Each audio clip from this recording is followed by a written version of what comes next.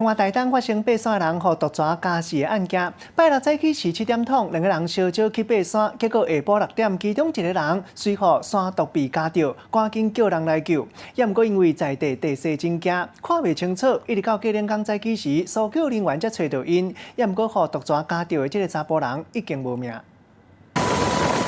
直升机的鱼螺撇仔算叫，飞来到这个山内斗底，深足甲看。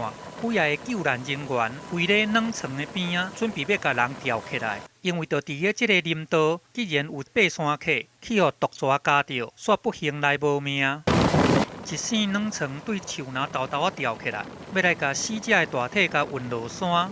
这个代志就发生伫咧台东。伫咧初10的早起7点外，有2个爬山客烧招要去海水乡的引平拿道爬山，其中有一个人煞伫咧迄天的暗时的6点外，去互山毒逼来夹着，互毒蛇夹着了后，赶紧申请救援。不过当地山路真歹行，阁真暗影。虽然讲救援人员随着来出发，不过一直到11日透早6点外才到现场。这个时阵去互这个山毒逼夹着的爬山客，嘛已经不幸身亡啊。我们下去的时候，大概斜坡地大概50度，然后下去的时候有树林、树洞，然后下去算是蛮危险的地形，被那个百步蛇对咬到，应该是脚趾头部分。